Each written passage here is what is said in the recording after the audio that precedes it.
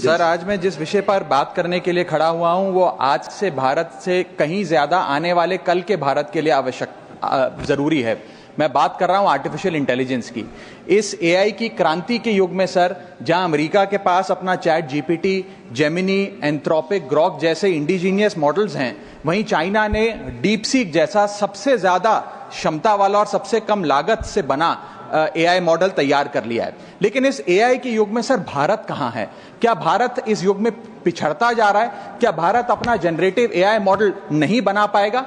वर्ष 2010 से लेकर 2022 के बीच में दुनिया में जितने एआई पेटेंट्स रजिस्टर हुए उसका 60% हिस्सा यूएस ने हासिल किया और 20% चाइना ने। दुनिया की 5वीं सबसे बड़ी अर्थव्यवस्था भारत ने मात्र आधा प्रतिशत ही हासिल किया। सर, यह बात तो सत्य है कि यूएस और चाइना के पास एआई में एक हेड स्टार्ट है 4-5 साल का, लेकिन वो इसलिए है क्योंकि उन्होंने अपने रिसर्च में, एकेडमिया में और एआई डेवलपमेंट में निवेश किया। सर, भारत की बहुत बड़ी आबादी एआई के वर्कफोर्स का हिस्सा है। बताया जाता है कि एआई की कुल वर्कफोर्स का 15% हिस्सा भारतीयों से बनता है सर, जहां 4.5 लाख भारतीय एआई प्रोफेशनल्स के तौर पे फॉरेन कंट्रीज में काम कर रहे हैं। Sir, India ranks 3rd in highest penetration of AI skills. इसका मतलब यह है सर कि भारत के पास प्रतिभा भी है, मेहनती लोग भी हैं, ब्रेन पावर भी है, डिजिटल इकोनॉमी भी है और 90 करोड़ से ज्यादा इंटरनेट यूजर्स भी हैं। लेकिन फिर भी कहीं ना कहीं आज भारत एआई का कंज्यूमर बन गया है, एआई का प्रोड्यूसर नहीं बन पा रहा। सर, ओपन एआई के फाउंडर सैम ऑल्टमैन से जब भारत की एआई पोटेंशियल के बारे में पूछा गया तो उन्होंने भारत को नकारते हुए कहा कि भारत का एआई पोटेंशियल पूरी तरीके से होपलेस है, यानी कि निराशाजनक है।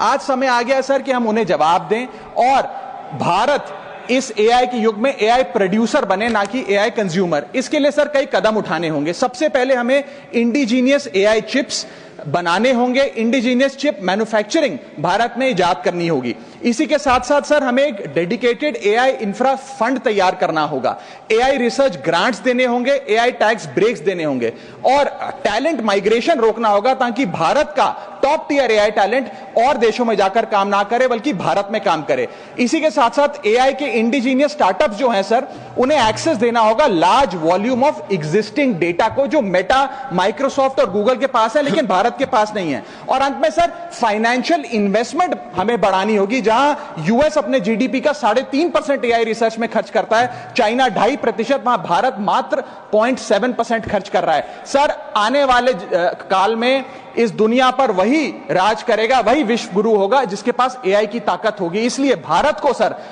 मेक इन इंडिया के साथ साथ मेक एआई इन इंडिया की ओर आगे बढ़ना होगा।